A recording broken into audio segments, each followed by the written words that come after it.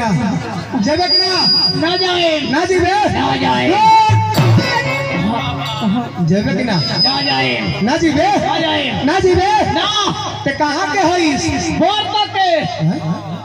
बर पर के हम हाँ। कहे घर पर काहे लाइल बड़े लेवेला अच्छा ये अपना व्यवस्था में चलल बा ठीक मतलब है ना मनबे ना ए तरह ना जीबे ना कहां लेबे मोबाइल लेंगे 4G अरे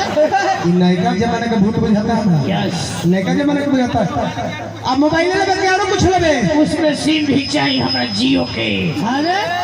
ई कौन भूत लगा रहा उठा के देता परसिया नहीं जाए या तो बस वाला गहरी पंकज यादव जी के माध्यम से पुरस्कार मिले बार बार प्रणाम करो भैया का हार्दिक हार्दिक स्वागत करो जइबे कि ना जीबे ना जाए ना जाए जइबे कि ना काहे रे काहे एहे गो ई बताओ कि तोर नाम का हो सिलावा सिलावा का लेबे सब भाई का बिलावा रोशन भाई बिजली का बिल उलाल बताता है दे दिया भर दे पे गूगल पे कर दे जन बिल दे दियो कैसे कि तगादा में चल मिलवा देंगे